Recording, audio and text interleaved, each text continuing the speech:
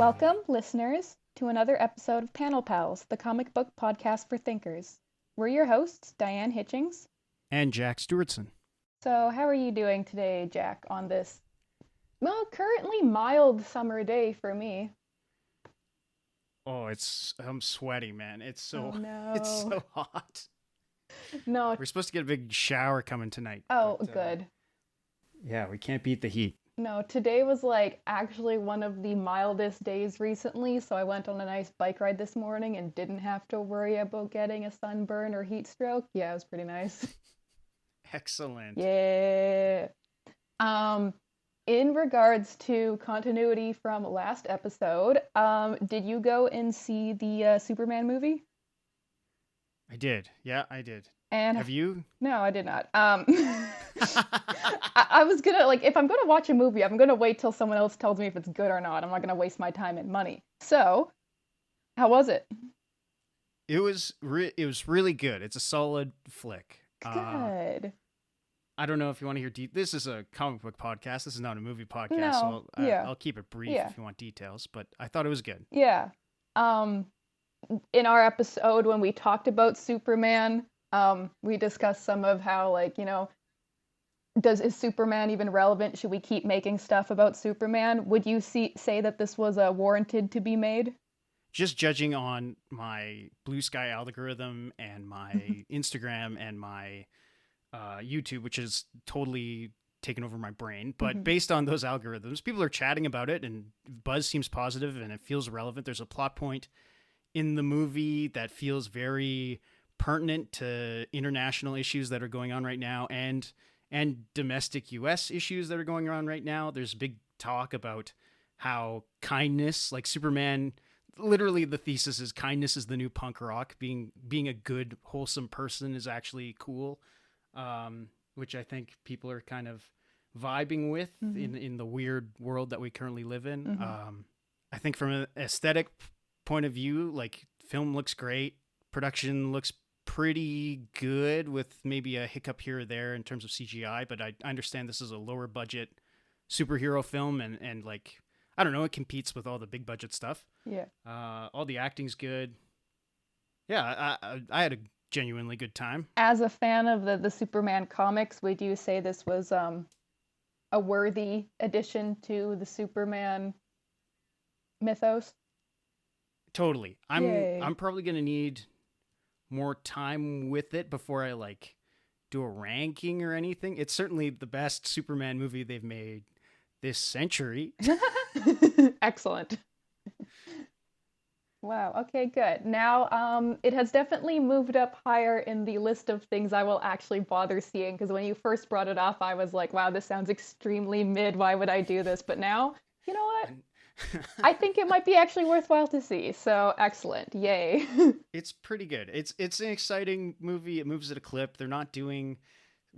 We finally moved past the rocket ship from Krypton, all the Krypton bullshit. He's raised by the Kents, all that bullshit. It's a movie about Superman being Superman, not a movie about becoming Superman, which is refreshing, I think. Nice.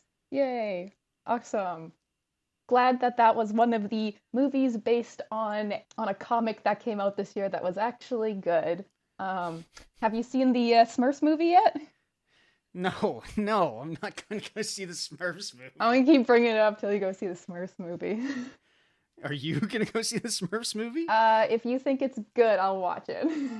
Yeah, well. All right, this concludes our very short foray into movie analysis and criticism. Woo, we're not a movie podcast, we are a comic podcast. So, let's move into the main topic of the video today. We will be talking about the manga, Me and Robocco.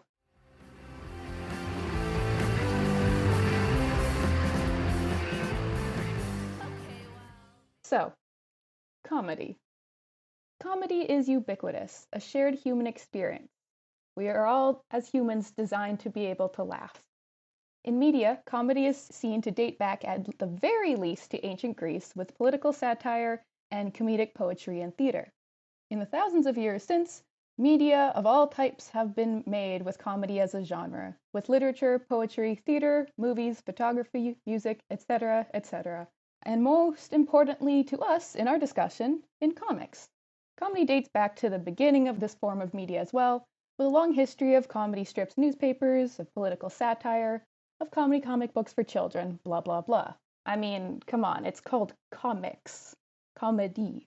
Even more relevant to our discussion in regards to manga, despite more serious stories being popular close to the inception of the medium, comedy manga have existed for quite a while too, with series like Osamu-Atsukan in the 60s and Tatalero in the 70s.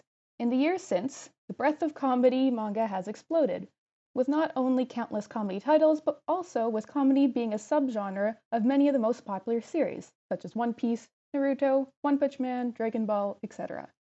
Personally, I do really enjoy comedy manga, and most of my favorite manga have as a secondary genre comedy, like One Piece, which is an adventure series but is still heavily comedic. Now, a specific subgenre of comedy manga is gag manga. Gag mangas are usually episodic, each chapter focusing on one gag or scenario. Some gag mangas are 4-koma style, with the 4 panels per story arranged in a vertical column. But gag mangas can also be written like a quote-unquote normal manga, usually of the weekly chapter type length of about 20 pages per chapter. Some of the tropes that are present in gag manga are reference humor, wordplay, absurdist humor and non sequiturs, physical comedy, parody, and tropey characters. And being a comedy type of manga, the series live or die by how good the comedy is. I personally would break down gag manga into 2 types, what I would call slice of life and high concept. The slice of life kinds I would describe as taking place in a very mundane setting that could easily reset and repeat in each chapter. This would be something like Yotsuba, which I would say is technically a gag manga. It's called Yotsuba, and so each chapter is Yotsuba and a concept, Yotsuba and air conditioning, Yotsuba and camping, that kind of thing, with the story more or less kind of resetting to a status quo after every chapter. And then there's the high concept type, being usually fantasy or sci-fi based, not living within the rules of normal life, and thus allowing for concepts like continuity and consequences and the laws of physics to not really matter. This would be a series like Bobobo Bo Bobobo. I've personally read a decent amount of gag manga, my favorite of the genre probably being the series The Disastrous Life of Saiki K, which is a series about a high school kid that is an overpowered ESPer just trying to have a normal, quiet life. In my opinion, this series is the epitome of what makes a gag manga excellent. Not annoying main characters, decent enough art, absurdist humor, side characters that despite being obvious tropes, are endearing, funny, and actually grow as characters as much as possible in a gag manga. Another series that I enjoy that is technically a gag manga is Saint Young Men, which is a story about Jesus and Buddha being roommates.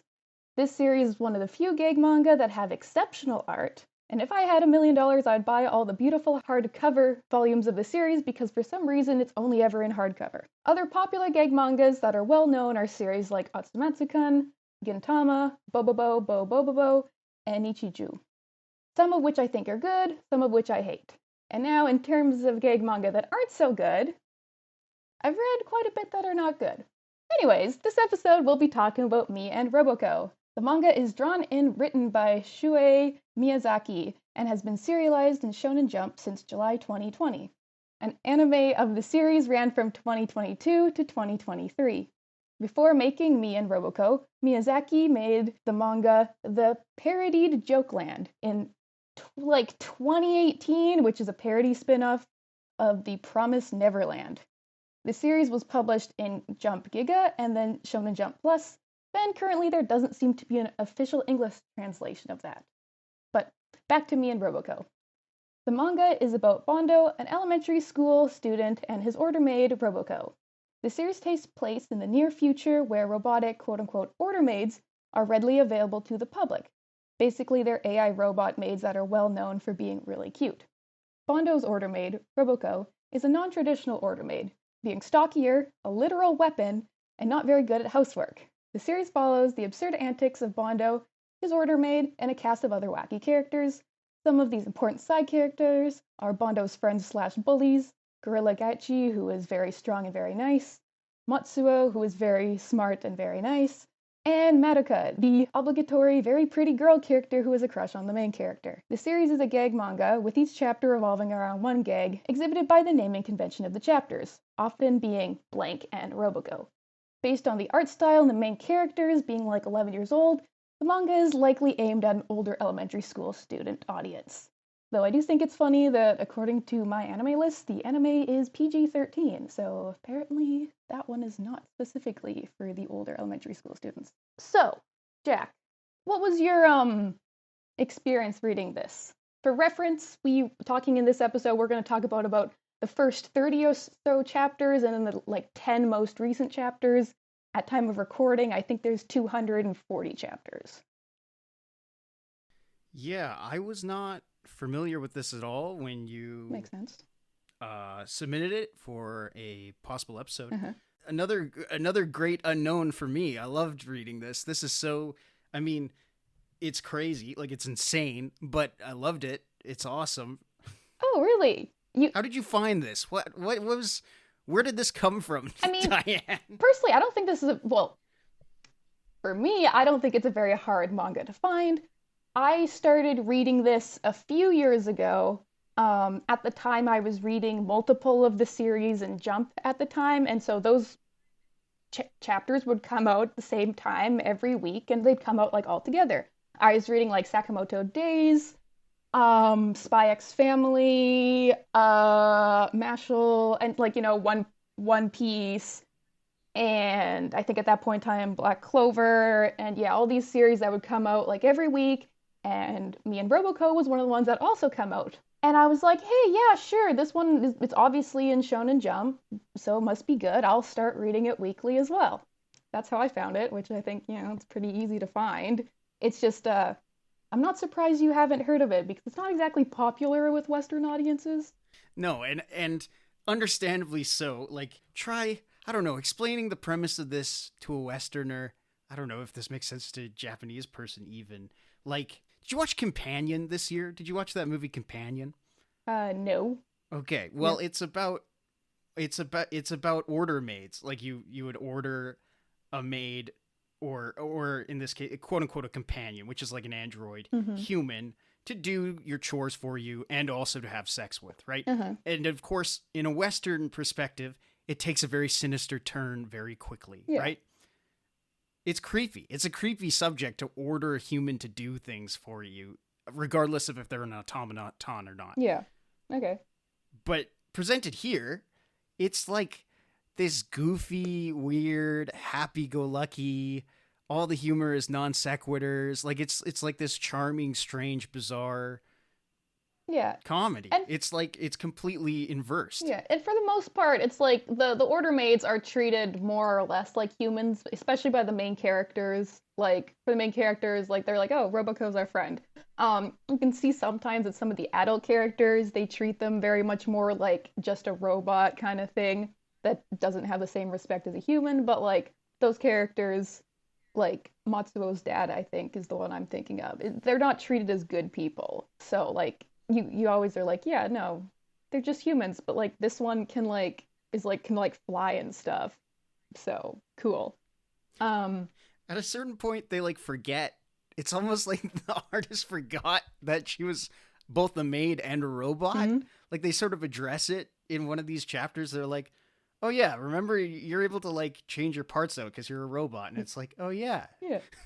Yeah, I'm apparently she can get zits, and I'm okay, sure, that's really high-tech robots you got there. I don't know why you would make a robot capable of getting a zit, but hey, it's a comedy manga, so suspend your disbelief, blah blah blah blah. I'm mostly just curious in the fact that you said that you really liked this. Yeah, oh no, it's hilarious. I don't know, it's hard to write comedy without sound. I think sound is such a vital component. I mean, based on the history of stand-up comedy and comedy routines and film and radio and stuff, right? Or skits on YouTube, you need that sound component. So I find writing for comic book comedy or even prose is kind of tricky. But I was laughing out loud at a couple points. Yeah. It's silly, it's good, it translates too. That's what I was shocked about is that the humor is universal almost. Yeah, the nice thing about Me and Robocco is it's a gag manga that doesn't focus too much on wordplay, because I have encountered series before that are almost unreadable when they are translated because it relies so heavily on wordplay that like it doesn't make sense in a different language and it's not funny. And you're like reading the like translator notes trying to understand what's happening and you're like, well, I just had to read an essay to figure out one joke on this page and there's still 17 more pages in this chapter. This is tedious, not fun. Yeah, I definitely think that comedy is super hard to write. And like getting the timing right and knowing what's funny. I don't know. I very rarely write comedy stuff because I think it's super hard to do. One thing like that comics have that can help is there's the page turns, which are good for comedic timing. Like often the punchline of a joke will be like after a page turn or the last panel of a chapter as like a bookend. So that's one of the strengths I think that comics have for doing comedy. Have you Yeah, have you I agree with read that. have you read many comedy like comic series? Oh, I'd have to think off the top of my head. Like does Scott Pilgrim count as a comedy? It's sort of a I guess. action romance, less so a comedy. Oh, what's that series called by Simon Hanselman? Let me look it up. Hang on. Okay. Meg and Mog and Owl. You ever read those? No.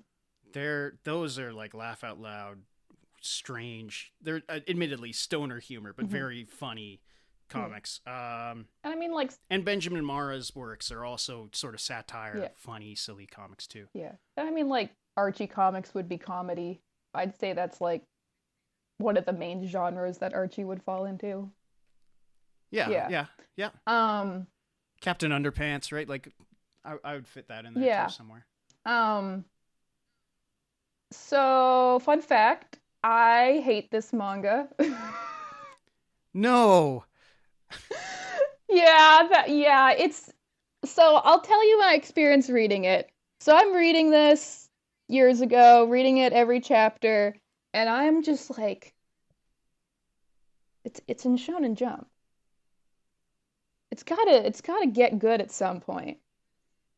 I read like 150 chapters and I was reading it as it was coming out every week. And I'm like, why is it still going? I don't like it. When are they gonna get to the fireworks No, factory? it's just so the thing is like I like comedy manga. I like gag manga. And there's been other ones that I've run in Shonen Jump that I've thought are really good. Like I said in the intro, The Disastrous Life of Psyche K is like an exceptionally good gag manga. So if you like Me and Roboco, I would recommend read that because that's like Me and Roboco but like a million times better in my opinion. And that one's completed, so you like the story wraps up on whatever. I think one of the hard things with gag mangas is like how does a story end since it's episodic? But that one actually did, and it did a good job of it, and it was great. Um, I have a couple gripes with this series. I think it like could be good, but there's like a couple aspects of it that just really drag it down. Um, so Sure, go on. I'm yeah. curious. So like what do you think? I'll go like something easier to talk about, I guess. Blah blah blah. What did you think about the art? I think the art's okay. Yeah. It's bouncy, cartoony. I think Roboco in particular kind of reminds me of a little bit of Tezuka, which that'll charm me no matter what. Yeah. I think whenever there's like quote unquote action or slapstick, I think it's drawn pretty efficiently. Anytime Roboco like punches someone in the face and there's like blood coming out of their mouth, that's like funny and it's drawn okay. Yeah, like I'd say the art is serviceable. Like in my opinion, most gag mangas don't have the best art. Some of them are like actually subpar. Going back to Psyche K, like the art's fine. Like it doesn't hurt to look at, but it's just like mid in my opinion. But the one thing I just really hate about this art is why do all these characters, why are their hips so wide? Like, like these, they have, they're kind of shaped like an oval, I guess, and they have these wide hips and the wide pant legs and then these skinny little stick legs coming out the bottom. And I don't know why, but it's so off-putting for me to look at. I can't say I You noticed noticed it? that. No, I can't say I Yeah, did. I'm gonna no. look. Yeah, I'm just gonna take a closer look. yeah. It's just I don't know why that like bothers me so much, but I'm like it's I don't like looking at it. Really? Yeah, seriously, looking at this, I'm like, I don't know. They Yeah. look pretty good. The Yeah. figure art looks okay. Yeah. I mean like the art's fine. I don't like really like the character designs. They're fine. They're nothing about like pisses me off except for the fact that their hips are weird. But like that's just a personal thing. Other than that, yes, I'd agree the art like is pretty good. The artist definitely has a dynamic art style. Like he can do multiple styles, which I think is really like commendable. Um Totally. Personally, I have a pretty static art style, so it's really hard for me to like mimic other styles. So like I can very much appreciate artists that can, you know, change it around like that. But on that point, that brings me to my main reason why this series irks me. I would say most of the jokes, but a lot of the jokes. What's your opinion on reference humor? I think you have to be careful with it. You know, it can get redundant for sure, but also I watched all 6 seasons of Community, so maybe I'm not the best Yeah, best judge of that. yeah. And I'm like guessing you're not a fan. I don't mind reference humor, like if it's done sparingly and it's done well and it builds the joke. Did you notice while reading this that there was a lot of reference humor? Yes, of Yeah. course. Yeah. Okay. Particularly of other manga, which, Yes. you know, for a guy like me who is a manga novice at best, Hmm. most of them flew over my head. Like I've never read, what is it? Undead Wonderland? No, Undead. The Promised Neverland or Undead Unluck? No, no.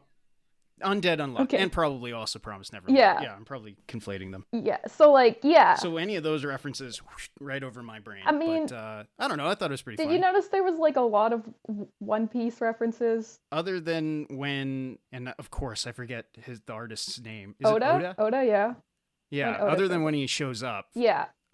No. Okay. So maybe this is one of the reasons. Maybe like I fit in that perfect sweet spot of the worst experience because like there are some references I don't get, especially to series that are far before my time. Um, but and so maybe if someone knew all the references, this would be really enjoyable for them. Or for someone like you who doesn't get most of the references and it doesn't really impact your reading of the series, it's good. But like, I get most of the references, and most of the time I'm like, what is the point? This would have been totally fine if you just made a joke that wasn't a reference. Well, I'll say one in specific. Where is it? The one. So in chapter 21, it's one of the chapters where Roboco is like skinny and she's not powerful because she used too much power. And near the end of the chapter, like there's some enemies attacking Roboco, and the joke is that Bondo's mom, who's always carrying a knife around, is actually really strong. So she's able to defeat this bad guy. Why did it just have to reference One Piece directly for like 2 pages? She's Totally flew over my Yeah. head. Did not understand that reference at all. I just thought it was funny. At one point in time, we will talk about this because it happens during one of my favorite arcs in One Piece, in the first East Blue arc. For reference, what happens is Bondo's mom always carries a knife around. It's never explained. She just always has a knife, whatever. It's different knives. But in this part, she's like, for all the people out there who who know One Piece, it's in the Baratier arc where like Mihawk shows up and he got his tiny sword and he fights Zoro. It literally just does that. And she whips out the tiny knife and she's like, sorry, this is the smallest blade I have on me. And I'm just like, yeah, you're referencing One Piece. I get it. It's funny. No, what would have been actually funny is if she like stops this enemy, and then it's like 2 pages of an awesome fight scene where she's just super cool, and it's all the kids reacting like, what the balls is happening? And then she defeats the guy. That would have been funnier. Not just, oh, I'm referencing One Piece directly. Like, so directly. It's...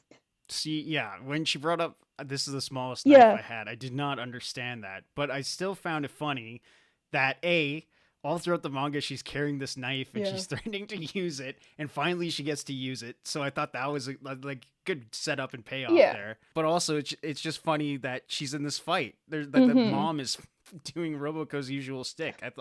I don't know. Maybe... It didn't bug me at all. Okay, But maybe... I can see why that would be Yeah, annoying. yeah, and this happens not in every chapter, but like 75% of the chapters, this kind of thing happens at least once. Sometimes more than once. Sometimes literally 3 references in a row of different things, and none of them are relevant to the story that they're talking about right now. Yeah, so that's my problem with it. I will say it's not always bad. Like, some of the times, I think, like, hey, okay, this was actually a relatively good planned out references. So, for example, in chapter 5, I'm going to have to explain some manga lore to you a little bit here. In chapter 5, it's the first chapter where Roboco is skinny because she used too much power. And Bondo's like, wow, she's actually cute, what's happening? And then his mom comes in the room and she is like, what is this? Is this like To Love Ru? Is this To Love Ru darkness? And then... Yeah, I don't know what that is. And it's kind of funny because Bondo's like, what do you mean darkness? What's happening? So, for reference, To Love Ru is a kind of like an ecchi comedy manga from like 2006. I know what it is because it's written by like a mangaka that I really like. And then To Love Ru is the sequel series, the spin-off series, whatever.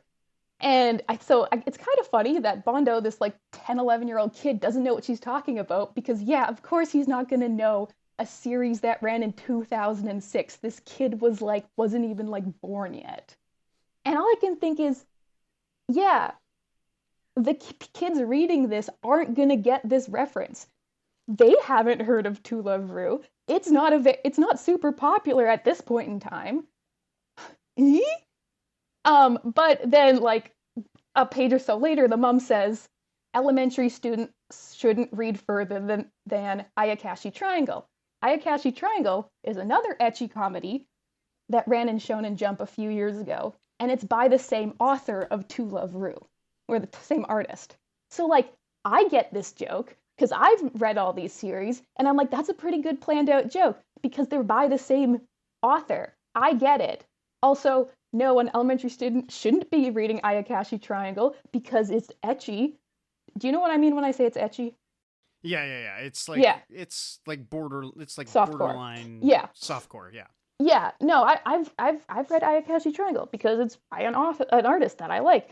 And no, elementary students shouldn't be reading this. But also, like, obviously, I'm sitting here overanalyzing this joke and being like, no one in the target audience is gonna get this joke. If this is a series written for younger kids that are like 10 to 15 years old. Some of them have probably read Ayakashi Triangle because it ran in Shonen Jump a few years ago, but no one is going to know what To Love Ru Darkness is. So what's the point? And then for you, because you have no idea what any of this is, it's like you get the general joke of the series, but there's just these panels where you're like, I don't know what's happening. I guess we'll just move on. And that's my problem with reference humor. I guess this brings up I was thinking about this just before the episode started, and now I guess there's no better time to bring it up. Mm-hmm. Would you kill this manga about manga or a comic about comic books? Yeah, because like there's that really famous one that I always forget the name of it, but it's by the same guys who did Death Note. And it's about the manga about guys writing manga. I was thinking about that a lot while reading this, because like there are like a couple characters that write manga in this. Roboco tries to write a manga, but it's just rip-offs of things that are currently running in Shonen Jump. Yes. And yeah, which like I mean, I they don't go know. to Shueisha, which is like Yes. that's metatextual. That's a hat on a hat, right? Yeah, exactly. And then they have the one character, Ruri, who is one of like Bondo's friends, and she wins the Tezuka Award. First of all, that's never happening. They're never gonna give the Tezuka Award to like a 10-year-old, but okay, whatever. It's a gag manga. I'll suspend my disbelief. And like the nice thing about that chapter is, yeah, on the first page of that chapter, they like tell you what the Tezuka Award is because I'm assuming the 11-year-olds reading this series are not intimately aware of what the Tezuka Award is. Um, so that's good. Um, but then the rest of the chapter makes me want to kill myself because it's just an extended One Piece joke. That's the So one where Oda shows up. yes, that's the one where Oda shows Yeah. up. So that brings me then to my next question, and it's one that's been hotly debated by nerds for years and years. Are comics about comics bad? Yeah. In the like, is self-referencing, does it get too incestuous? Does it get monotonous? Is this what scares people away from the industry or the medium, I should say? I mean, like, I feel like only the most nerdy people who are into comics are ever going to read comics about comics. The average person, they're going to be like, "Yeah, I've watched One Piece," or the average person's like, "Yeah, I heard the graphic novel Ducks was really popular, so I read that. That's the first time I've ever read a graphic novel." True story. I know that that actually happened to someone I know. So like those kind of people are never going to be like, "Oh, I'll read the comic about comics," because they have no idea what that is. So I don't think it's going to like scare people away. I think it just would be potentially the thing that make people be like, "Ugh." Like the people who like know a little bit more about comics but aren't like the super duper hard into comics people are like, "Oh, like, that's so weird. That's not good. Why would you ever think that's good?" I think like those are the kind of people that wouldn't like it. I don't think there's anything inherently wrong with like a comic about comics. As long as it doesn't do what this is doing. Because here's the thing, I love Yeah. comics about comics. I'm guilty of even making comics about comics in my Yeah. past. Mm-hmm. Um, but I don't know why. Like, comics about comics get so much flack all the freaking time, but people are so willing to watch a movie about making movies, right? Fictionalized or documentary. Or how many novels have you read where the main character is an author, right? Like, Uh, yeah. why is it this specific medium that gets hate I for doing this don't when know we've if seen it it be does. successful before, right? Like Watchmen is a comic about comics. It's perhaps the greatest graphic novel of all time according to Uh-huh. Time magazine and the Washington Post. Like, but if anybody else tries it, oh, that's nerd shit. That's weak. It's I like, mean, I'm trying to think because I'm like, in my experience of reading comics about making comics, which in my case would be manga about making manga, there's like two genre. Okay, there's a couple genres I can think of. There's like the one that's by the guys who wrote Death Note, which I can never remember the title of, which is literally a comic about people trying to get published, I think, in Shonen Jump. Like that exists.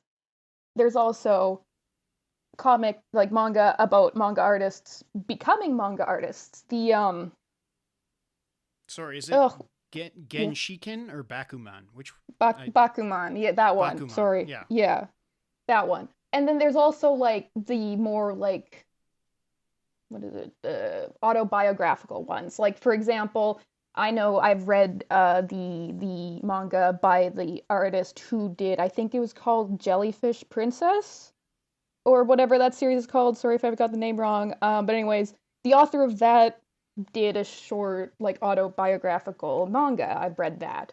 And then the third type is it's a manga about an aspiring manga artist and it's etchy because for some reason there's quite a bit of those where it's like a young kind of schlubby guy trying to become a manga artist and then he like lives next door to like a really hot lady and then he just kind of has a harem of girls around him somehow but like for some reason there's a decent amount of those that exist. I don't know why. I think it's just because there's like the manga artist is like, what would I want to happen if What I would was a happen to manga me if I artist? were in this Oh wait, situation? I am a manga artist. Yeah, I totally have a hot married woman who lives in the apartment next to me. Oh yeah. So like those are the kind that exist in manga, and like as far as I know, none of those have ever gotten any type of hate. Like I've never encountered any hate for those. I mean like whatever the one by the Death Note guys is really well acclaimed. No one is going to be shitting on like a cute little autobio manga from someone who made a popular manga.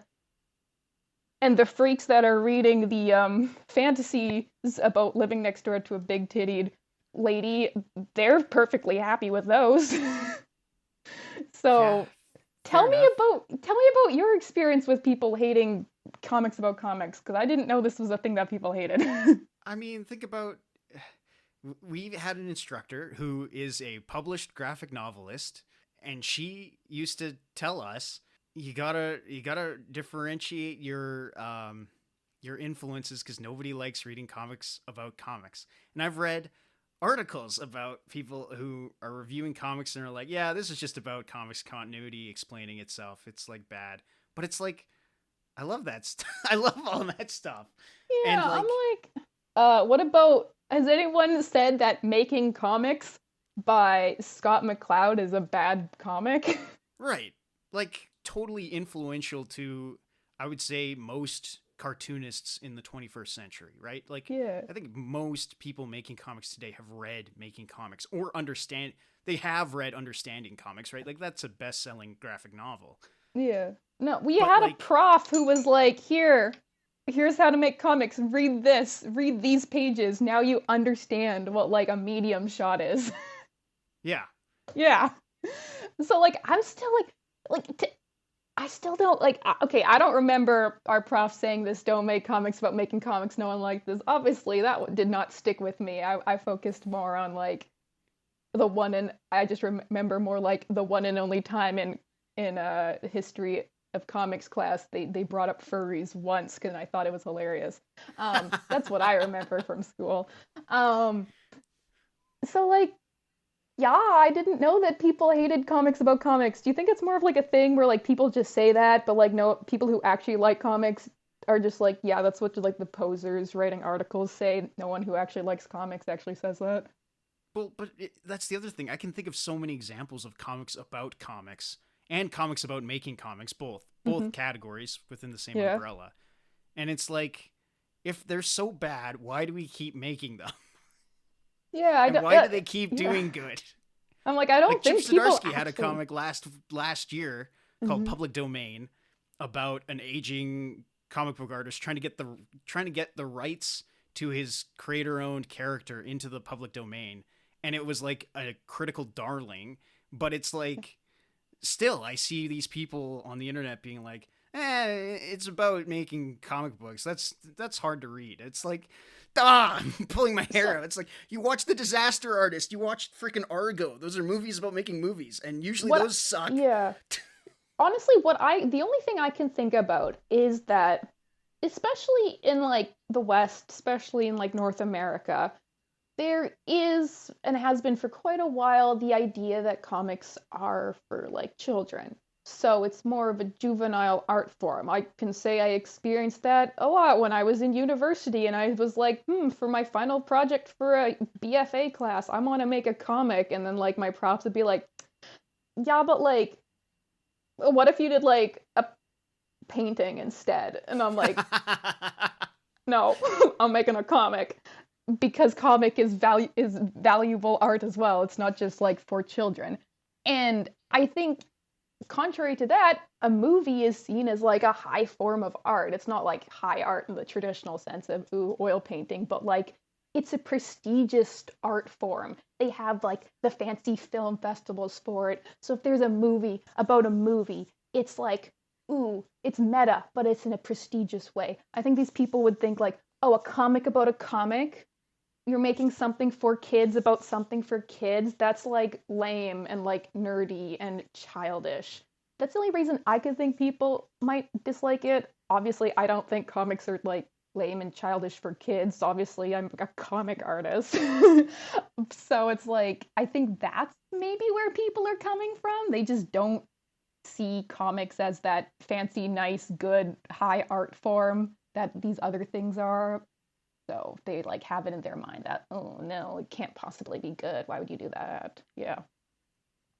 Yeah, I don't know. It frustrates me. It frustrates me to no end. Yeah. Huh. Yeah, I didn't know that was a thing.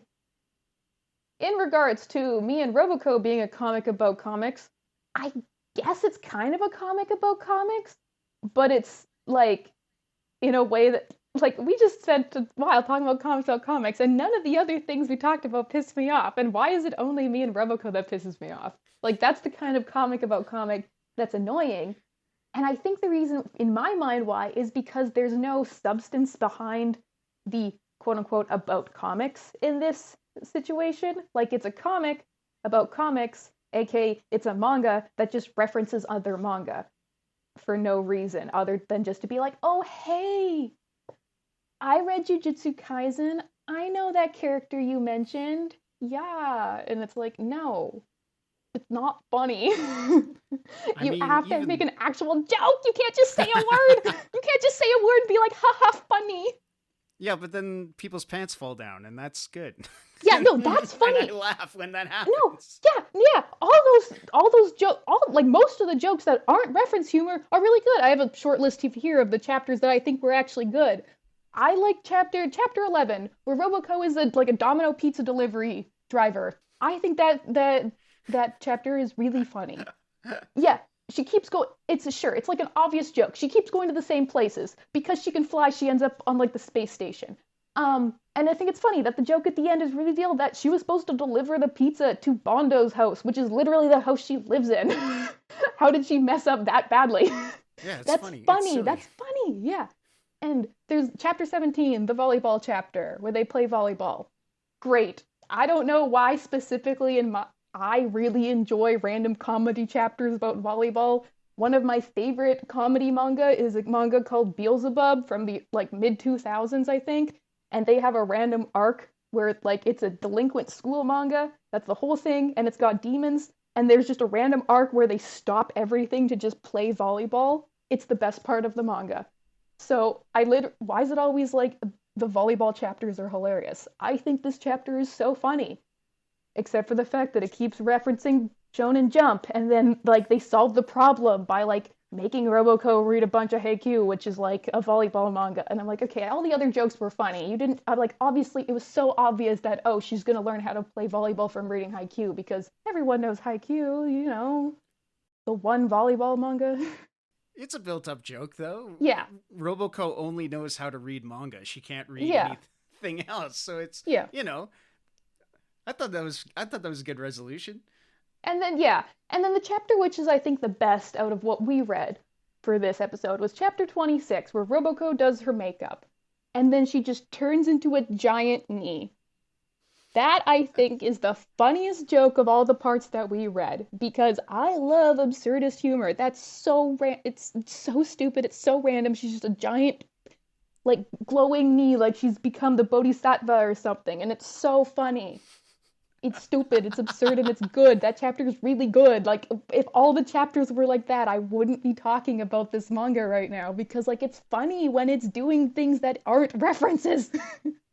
What's the deal with the knee stuff? It's introduced that she has knees, here's a reference, like Nappa from Dragon Ball Z, but they keep bringing up her knees. What is that?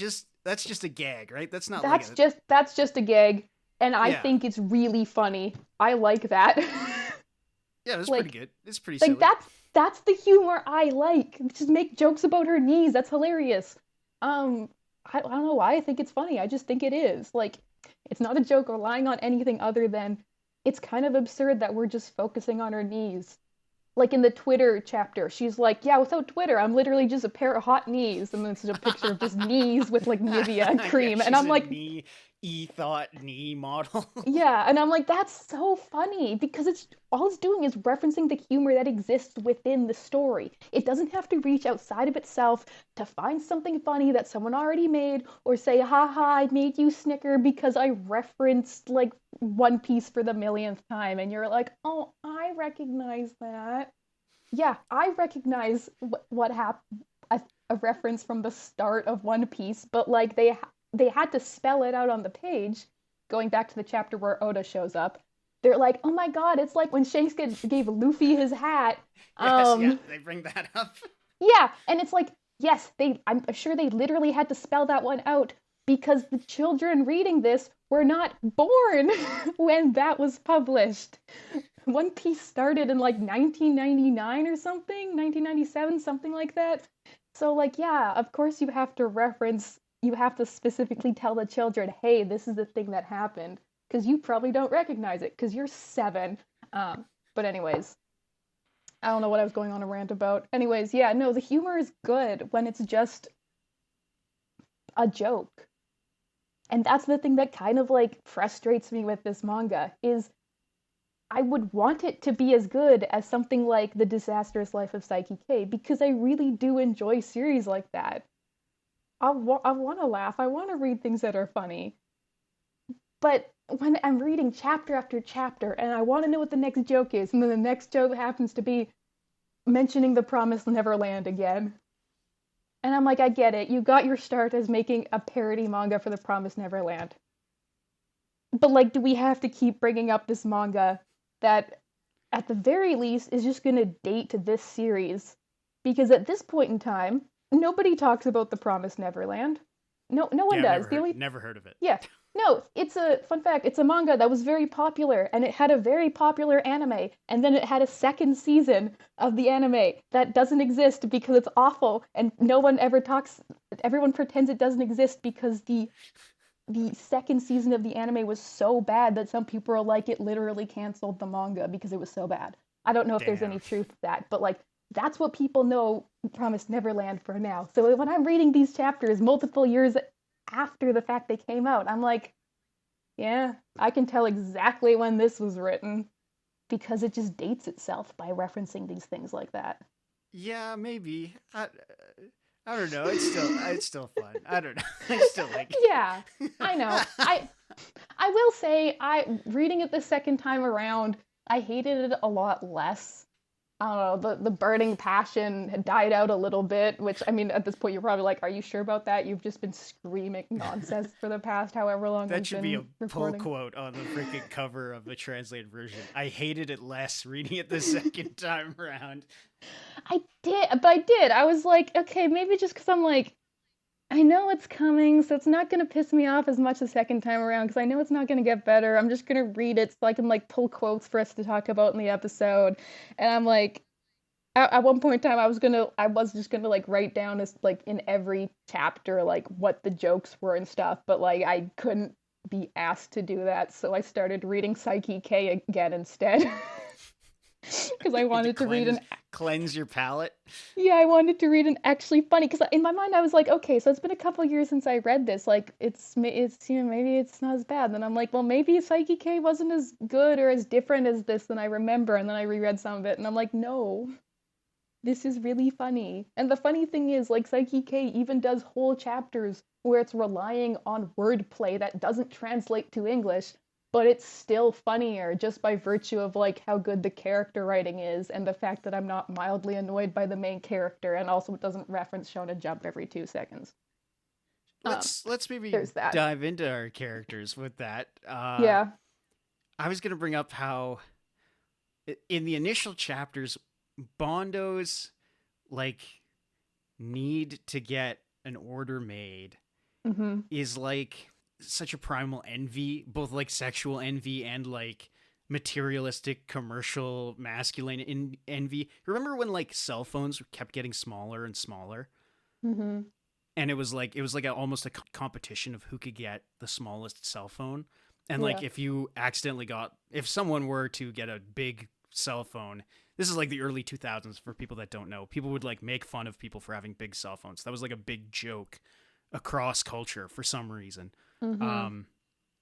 Yeah, and then like, when iPhones came out and the kids would be like, "Oh, I want a phone. Can I get a phone so I can be cool?" And then their parents would like get them a BlackBerry by accident instead, so they'd have to get made fun of for having buttons on their phone. Yeah. Right. Yeah.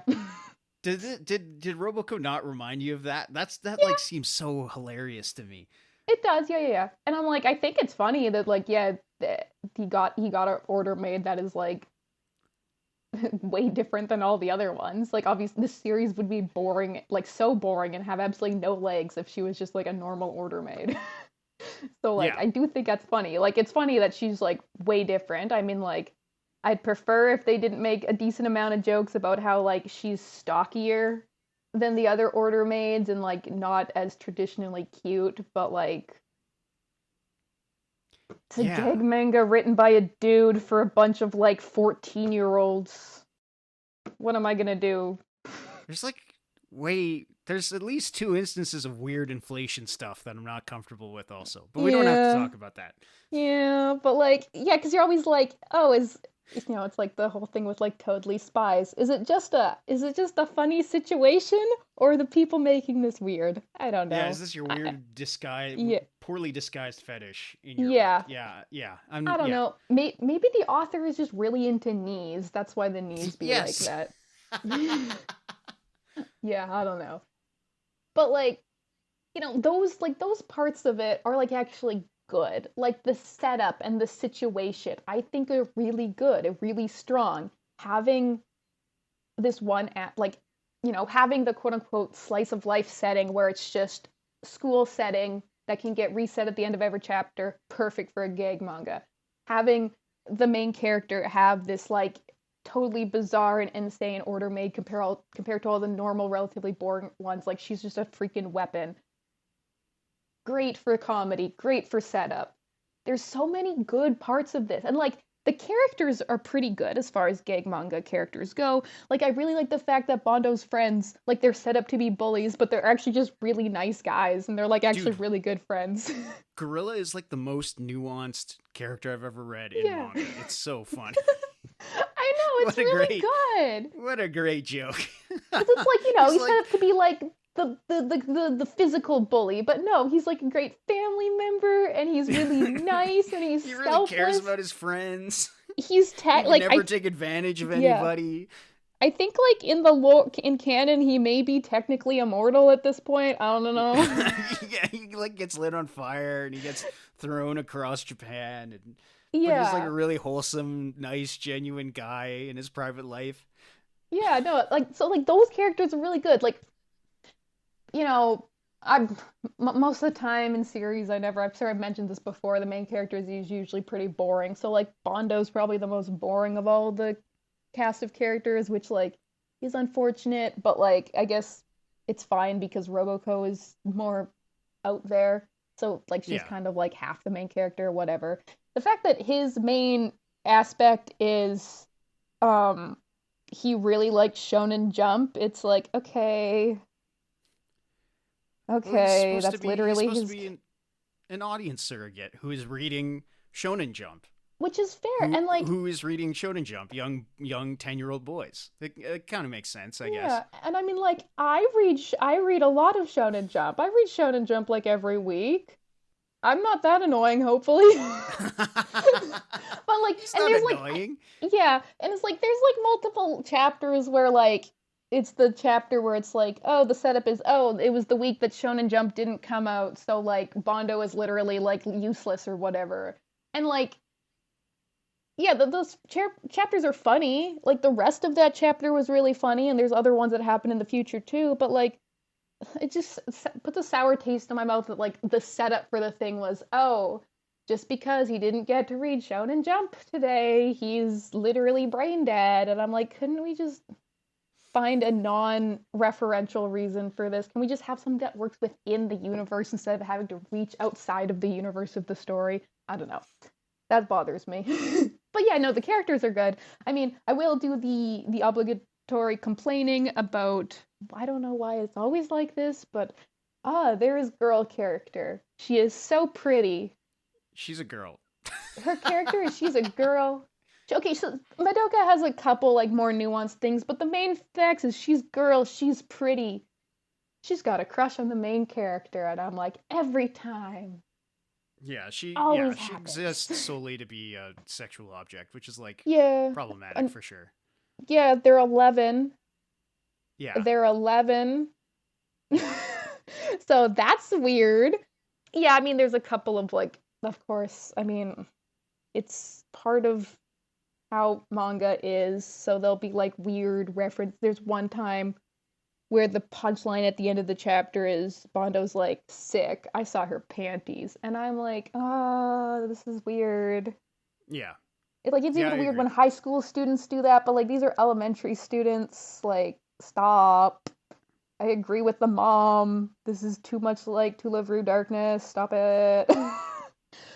But the characters are good, so that helps. They're like, as far as gag manga characters go, because like you're not going to have a lot of nuance because the characters can't be too complex or grow too much because then that offsets the status quo of the series, and that's annoying to write. Blah blah blah blah.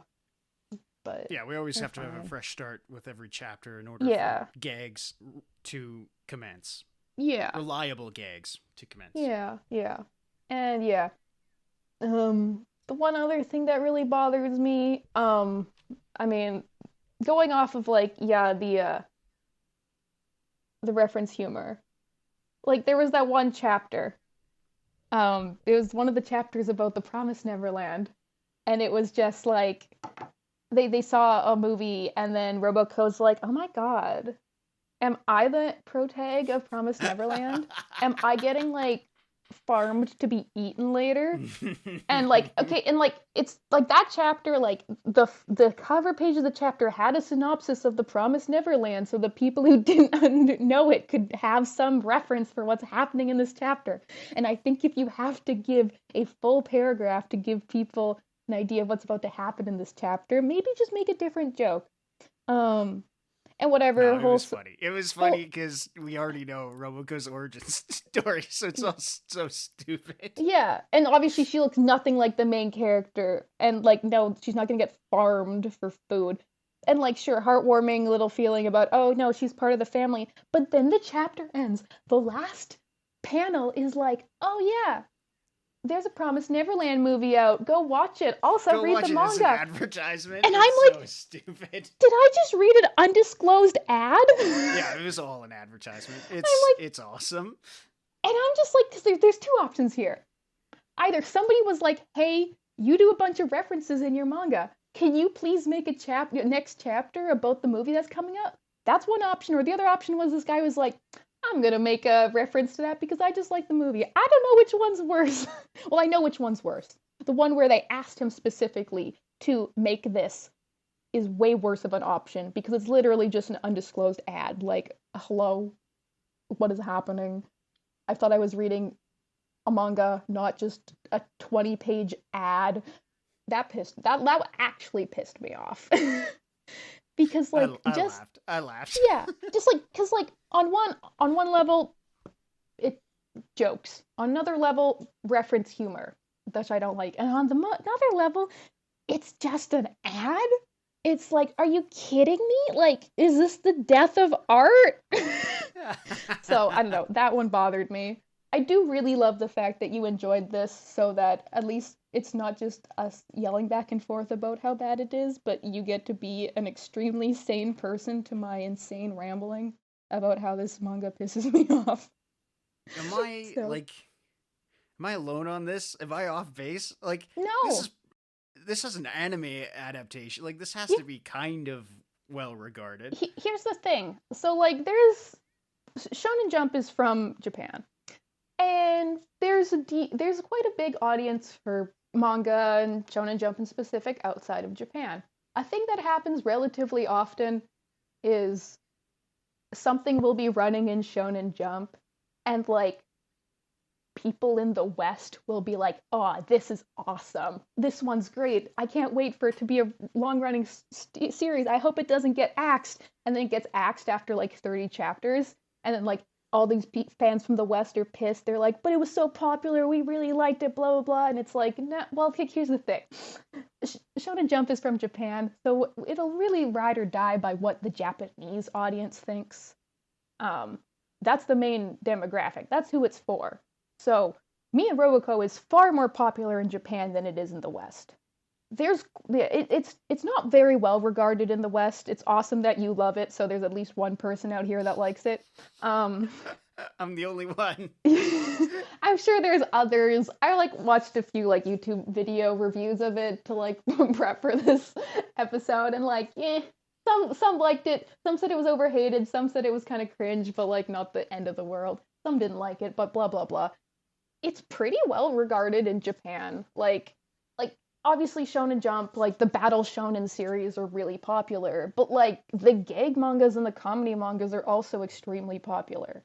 Gag mangas are really popular in Japan. There is a long history of very popular gag mangas that are extremely popular and cultural phenomenons that everybody knows about. That's just one of the genres that hasn't translated very much to popularity in the West, because obviously so many people that love Dragon Ball and wear Dragon Ball t-shirts to the gym, or sometimes I go to work and I just hear people talking about One Piece. I was gonna say, this reminded me most of, this is an edgy, weirdo, flipped on its head version of Doraemon Gadget Cat. You're familiar with this series? So, funny story. All the volume covers of Me and Robocco are parody covers of series that already exist. There's a Jujutsu Kaisen one, there's One Piece ones, there's a Chainsaw Man one, blah, blah, blah. The very first volume cover of Me and Robocco is Doraemon. Yes. Yeah. And it is there is some pretty direct references, she's the robot cat dude, whatever. I don't know any of the characters' names, forgive me. And then the main character dude is Bondo, and I think he has two friends that are literally kind of like Metsuo and Gorilla, so there's a pretty direct reference, yes. Yeah, and well, that's an example of, again, I hate to bring it up again because I brought it up last time you hosted an episode, but when I went to Japan, Doraemon was everywhere. Yes. It's their equivalent of, I don't know, Peanuts or something, right? It's very popular with young children. Yes. But if you brought it over to the West, we have no interest in it for some reason. I think Doraemon's pretty charming. It reminds me a lot of Calvin and Hobbes, or Peanuts too, or even Winnie the Pooh in some regards. But yeah, that's the most direct reference that I got when I started reading this. I was like, oh, it's fucked up Doraemon. Yeah.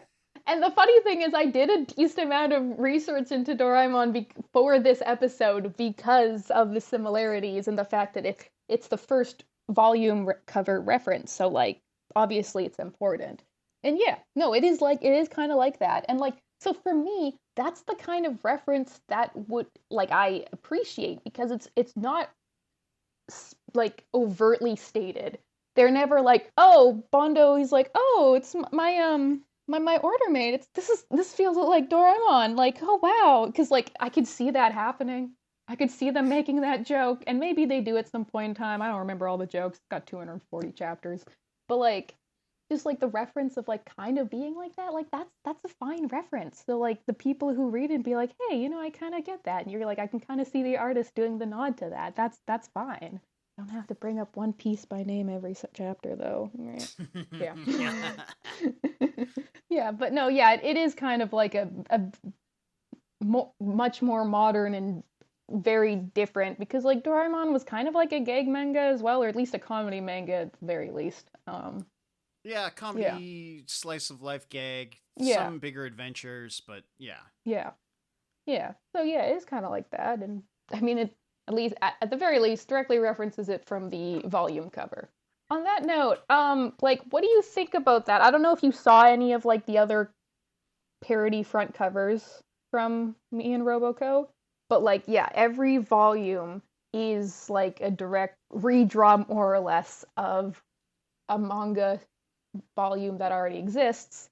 Like, for example, there's one that's like the first volume of My Hero Academia. I know that one because I have the first volume of My Hero Academia, and it's literally just like, instead of All Might on the front cover, it's Roboco. So like, what do you think about that kind of thing?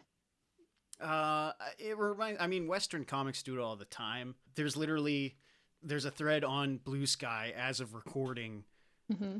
It's a trend of like, what is the most overused, over-referenced comic book cover for American comics? Is it Watchmen? Uh, What did they come up with? What was this? What was the the one that they're consensus? tossing up is Todd McFarlane's Spider-Man #1, where it's Spidey crouched on that web. I don't know if you've seen that picture before, but even like he references in his own run. Like he issue #1 is that cover, and then I think it's like issue #6 is that cover, but he's in the black suit. And like numerous other publishers have done it. Oh, and Todd, of course, did it again when he started doing Spawn. And the other one was Crisis on Infinite Earth 6, where Superman is holding the body of Supergirl and he's like crying and like he's surrounded by a bunch of superheroes. And that one gets it's La Pieta or whatever. Yeah. And is it a reference to La Pieta? Wait, I'm trying to. It's like a reverse La Pieta. It's the son holding it's his cousin, but yeah. Yeah, you know what? His doomed to die sibling or relationship, I should say.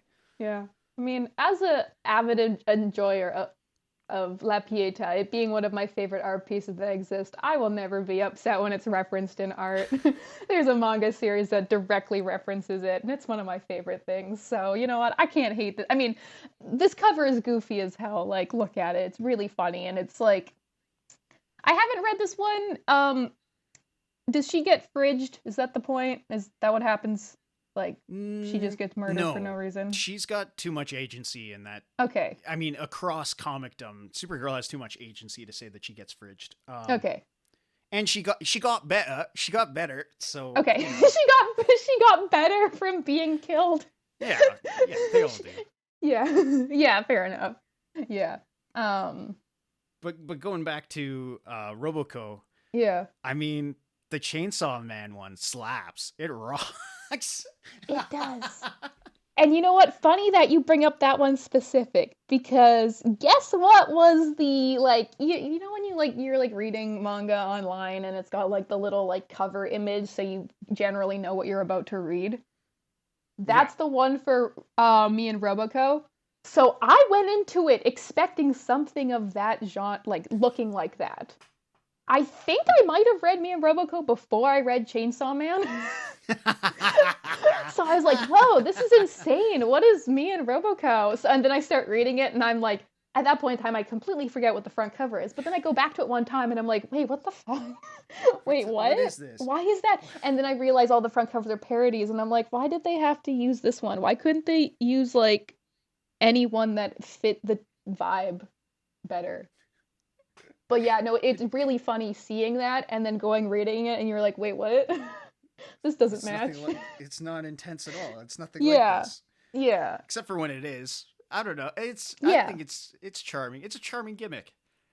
Yeah. I mean, like, yeah, I don't mind it. I think it's fine. Like, the only thing that, like, I mean, like, it works in my mind. It's like it works if it's like a love letter to these series. But on the other hand, it sucks if it's just like a quick cash grab gimmick of it's being like, oh, I look like a Jujutsu Kaisen cover. Don't you want to buy it because like you like Jujutsu Kaisen? Like, that's what would bother me. And I don't believe that's what the artist is doing. I think it really is, for the most part, like a love letter to all these series that the artist really likes. And so like I want to not be so hard on it because I know this is just a dude writing a manga who really enjoys a bunch of other manga. But, like, just, dude, I think we would like it if you just wrote your own thing. I don't think you have to reference things for it to be funny. And, like, he's self-aware of it. There's the one chapter when Roboco's little sister shows up and she says, parodies are banned. And then Roboco's like, no, that's the lifeblood of the manga. And then the sister's like, well, if you can't survive without it, it just shows how bad the manga is. And I'm like, first of all, just because you address it directly doesn't mean you can get away with it. You can't lampshade it like that. No. And also, I think you could survive without it. I think it would be funnier because, like, the chapters I think are the best are the ones where it doesn't reference stuff every 3 seconds. And, like, it's obviously not going to change. The most recent chapter at time of recording, like chapter 240, it was like Bondo and Madoka go on like a shopping trip or whatever, and there's so many references. It's like, oh yeah, haha, I know Dragon Ball. She looks like Frieza right now. Funny. And then of course it does One Piece again, and it does Zoro, and I'm like, okay, I get it. You've almost done this exact joke once before. And so like it's never gonna change. It's gotten worse. No, it's ingrained in the DNA. It's See, I would be yeah. annoyed if this was just referencing other comedy manga. Then I would be upset, right? You misnomered One Punch Man. If this just parodied One Punch Man, I would be pissed. But no, the rest of it's very funny. Yeah, but like for the most part, it does reference things that have comedy in it. It's not out here, I don't know, maybe it does at some point in time reference Death Note. I don't know. But like, it is for the most part referencing comedy ones, or it's either referencing really old series that nobody who is the target audience for this knows, comedy series, or the most popular series that exists. I mean, it's not a coincidence that he references like One Punch Man and Jujutsu Kaisen a bunch, and at the time Promised Neverland.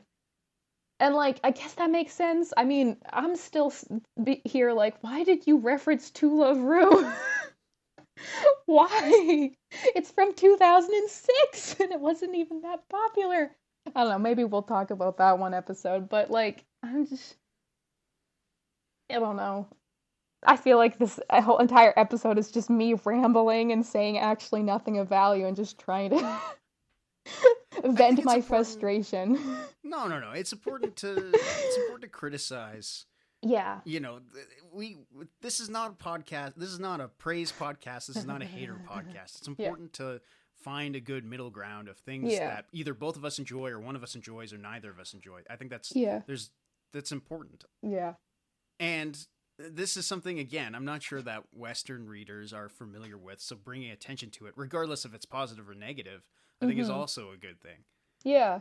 Yeah, so I don't know, maybe people will be like, hey, I've never heard of this series, and like, look, Jack likes it, so you people out there, maybe you'll like it too.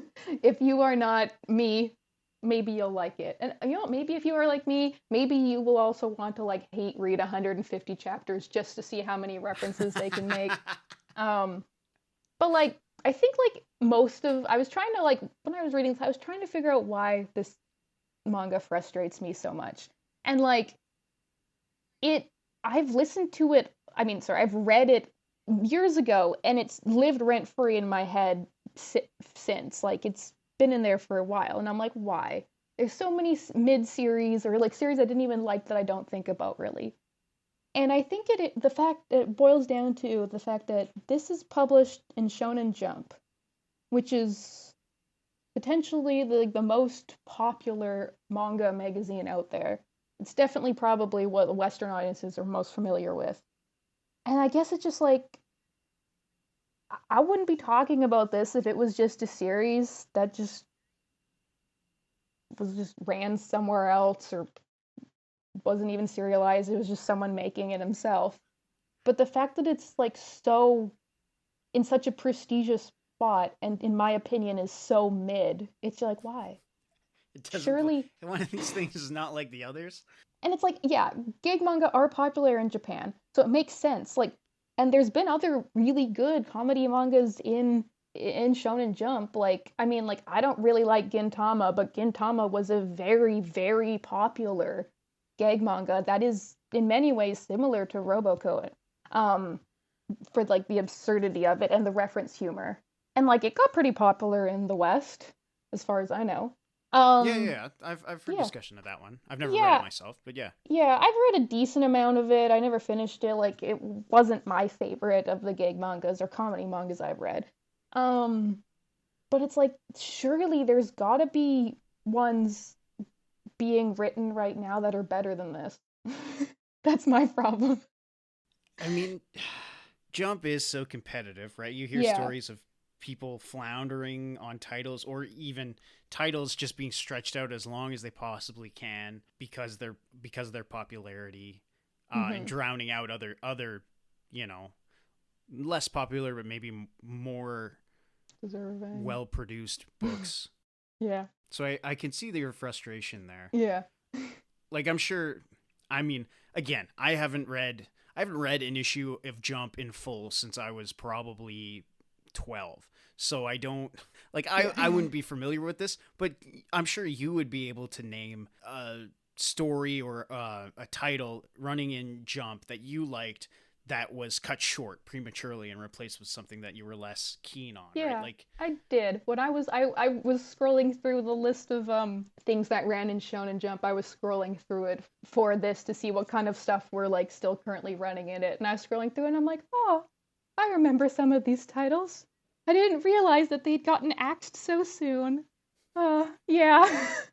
And then I see that it got axed like right before me and Roboco started, and I'm like, yeah. Yeah. yeah. Pain. So like, I don't know, maybe I'm too close to this, but also like 100% Shonen Jump is not made for me. I'm like a full-grown Canadian girly, and I'm not a 12-year-old Japanese boy. This is not made for me. This is not made, none of this is made for me. I am not a young Japanese boy child, obviously. But like, I did also read this, and I didn't like it. So I wanted to talk about it. That's why it's here. I can't wait to see how you're gonna fit this into the thematic choices of mine for this season. It did. We brought it up already, so you don't have to worry about it. Oh my god, I absolutely cannot wait for the reveal at the end, because I'm in the dark as much as everyone else. So exciting. I was nervous going into this. I was like, "Uh-oh, curveball!" Oh my god! no, oh my god! no, it fits. I can't wait. Yeah. So yeah, my thesis is this manga, for some reason, just really grinds my gears, but like, it's 100% not for me. And it did what so many other countless manga that I've read have not been able to do. It stuck with me. I remembered it. I could remember specific plot lines and panels and characters and the name of the series. And so, I mean, at least there's that. At least it's memorable. It did something. We could describe it almost like its main titular character. Roboco, the manga, came to you in a time where you didn't want it, you weren't interested in it, you wanted something different and better, but it stuck with you through thick and thin, and it's charmed your friends. Exactly. Boom. Mic drop. Thesis done. Woo. My god. Oh, I have one more question, and I don't know, maybe you know the answer, maybe you don't. There's a reoccurring character in this manga who is he's the third year second editor, is that right? Oh, fourth year, second year, no, he's fourth year, second year editor. He's second year editor, but it's his fourth year at Jump. Isn't that confusing? Right. Yeah. Right. His backstory, well, not his backstory, the main story is he's caught plagiarizing other people's manga, submitting other people's manga as his own, and he gets sent to Shueisha's like jail. Internment camp, I guess, or something. Yeah. Where he continues to work as an editor for Shueisha, but to less esteem, I guess. Yeah. I don't know. That feels like it's based on a real story. Do you know what this is based on? Like, what's the deal with that? I don't think it's specific. Like, in my knowledge, it's not based on a specific story. It's he went to Shueisha jail because he took Roboco's shitty mangas and tried to pretend they were his own because, like, for some reason he thought they were good, and then he got caught. I don't think it specifically references something with that. But I think the fact that he's in jail and he's living like a prisoner is a reference to the working conditions either directly at Shueisha or the manga industry in general. Right. Like there's some there's some references in there, like, he says, like, I'm actually really slow at reading. Some editors are so fast at reading they don't even read the manga chapter, which is like, that's funny. That explains a lot, actually. Yeah. And so like there's multiple things like that where it's like, I do think it's funny that like this manga is sitting out here sucking Shueisha's dick and like being like, wow, look how good Jump is, but it's also like maybe you're literally living like a prisoner working here in the manga industry, and I'm like kind of great that they were able to like print that. Yeah, it is. So It's like a biting critique for sure. maybe like he got so much goodwill from like being so much in the pocket of Jump that they were able to let slide a couple jabs at this industry itself. That's one way of Yeah, doing it. like But I don't know. It just feels so. I don't know. Maybe I'll look it up, and if I find anything, I'll let you know. But like, as I far as I tried to know, look it up yeah, and I couldn't. yeah. I like all I found was I found an article on Gene Simmons' son. I think ripped off JoJo's Bizarre Adventure for his own comic at some point. Um, Not relevant, but That's so it did bring to funny. question like authorship and like rights issue. Like we hear rights issues in Western comics all the freaking time. Yeah, Like who owns what character, should credit go to which creator yeah, based on how long they've worked on a character. If it gets adapted, should creators get more credit or a payout, a better payout than what they do right now.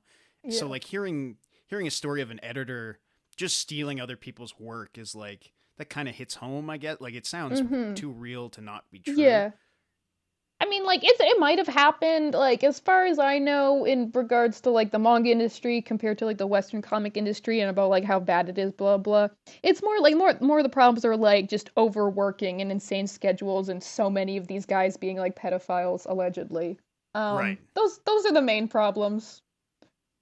We'll definitely circle around to that sometime. I have some series written by some questionable people, and it would be interesting to talk about that kind of thing one time. Uh, But anyways. Not for nothing, but that ain't unique to Japan.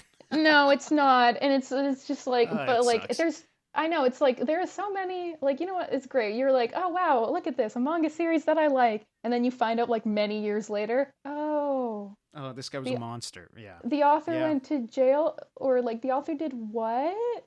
Yeah. Um yeah, I have a couple options of manga for an episode talking about that kind of stuff. I'll just have to decide which one's the more interesting manga to talk about. Yeah. But no, as far as I know, I don't think that was a direct like reference to something. I mean, I can see it happening. It's probably happened. Maybe it's happened and nobody got caught and nobody noticed. But yeah, Yeah. Yeah. I don't know. yeah. Just But irks me. anyways, I like how that's the thing that that stood out to you as, I should have researched this. I think it was just like an inside joke of, yeah, for some reason people in the story think that Roboco is good at drawing manga when all she's doing is making references. Hey, wait a second. Isn't that just this manga? Wait a minute. Yeah, no, like I think I had it written in my notes here. Oh crap, where was it? Oh yeah, it was in that episode. The joke is that Roboco is making really shitty knockoff mangas from popular Shonen Jump titles, but like people think it's good, and I'm like, wait, is this just really meta? Is it like Roboco in me is just The like these author is shitty telling on Roboco himself. ripoffs? I'm like, is this actually genius writing? Yes. or or is it just episode a million of someone reading way too far into like some type of media and over analyzing it? But that's the show, baby. Yeah, yeah. Yeah. I think this will still come out in August, so maybe we should just do a quick reminder that we will be at the Prairie Comics Festival in Winnipeg the weekend of September 6th. Yeah, exciting. Come if you are in Winnipeg or able to get to Winnipeg. It will be very fun. Come get the comic anthology from the people in the show. Very excited to see that. Yeah, we Yeah. just got the proofs for the cover. It looks great. Woo! So excited. Yep. That is coming in September. So hopefully this episode comes out before that. If not, well, we'll say this. I'll do The the show was math. I'll cut great. this out maybe. Yeah, whatever. Yeah. Thanks for listening. You can find me, Diane Hitchings, on Instagram at @1_little_gremlin. And you can find me, Jack Stewardson, on Blue Sky and Pink Sky at Phantom Power Press. If you'd like to follow the show, you can do so on Blue Sky and Pink Sky at panelpalspodcast.bsky.social. All of our links are in the show notes. If you like the show, please rate and review on your podcast provider of choice. Panel Pals is a Jack Stewardson, Diane Hitchings co-production with editing by Jack Stewardson. Our musical theme is found by Stemchamp.